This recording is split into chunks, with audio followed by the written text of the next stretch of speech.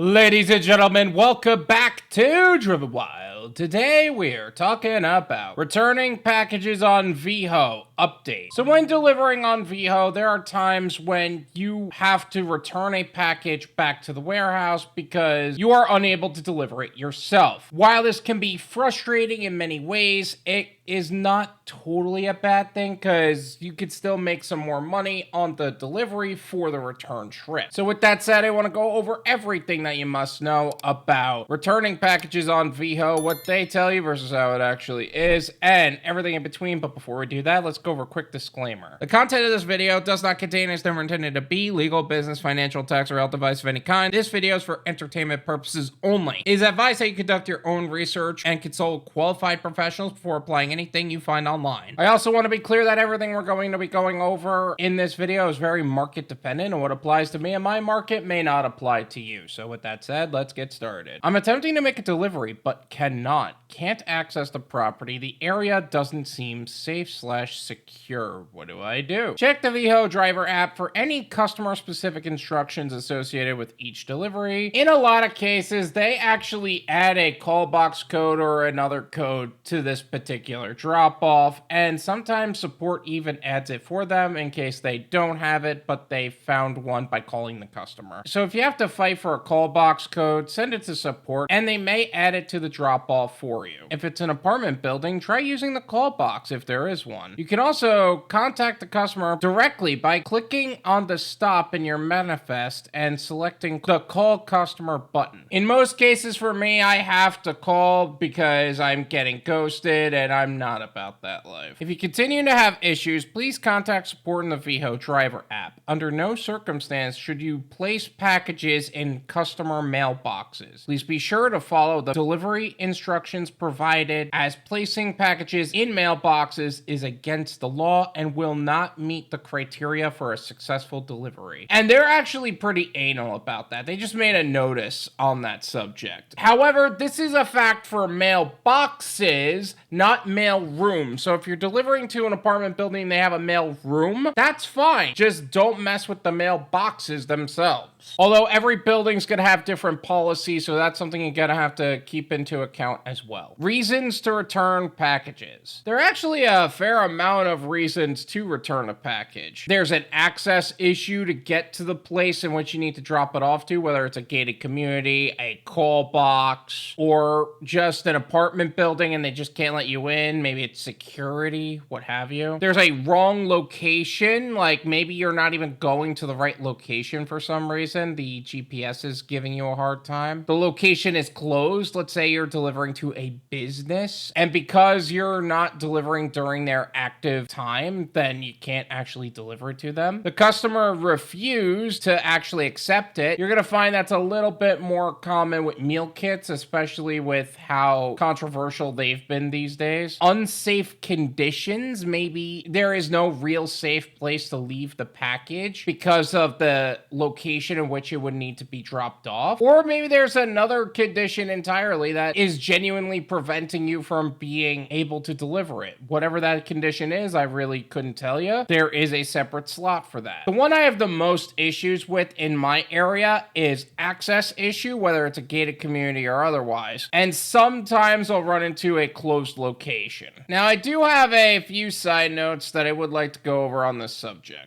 Dealing with security. Some security officers are a bit of a pain in the butt, and some have even discriminated against gig workers. I remember talking to one on the way into one of the gated communities that I had to deliver to, and this guy told me that he didn't like gig workers and said something about us not being tracked. Really? You take an app on our phone that acts like a GPS and tracks our location on a consistent basis, isn't tracking us? Get real, man. Also, please brush your teeth, dude. I am not a dental hygienist and my teeth aren't the cleanest, but for that security guard, it was a while for him. Either way, there are some times when you have to go through them in order to enter a certain type of community. And this also includes security manned call boxes, like they have to scan your ID in this call box thing, and then you're talking to somebody through a call box and at the front desk where they just won't accept the package. Sometimes they'll just say you can't go in for the most BS yes of reasons. And if they say no, that means no. I remember one time I was refused entry because I was a man.